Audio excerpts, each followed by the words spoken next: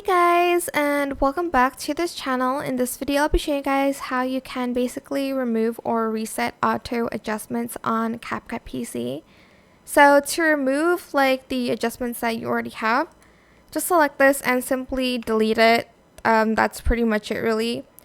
But if you place it inside of your video, like if you adjusted your video and not added anything to it, you can basically go here under adjustments, and there's going to be a reset button, the arrow one, and you're just going to basically select it like so, and now everything has been resetted to its original tone of color.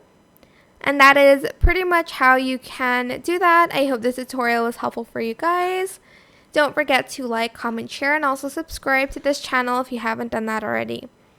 If you have any more questions, just leave it in the comment section down below. I will try my best to answer them all for you guys. And if you found this video helpful, please click the thanks button above the description box down below.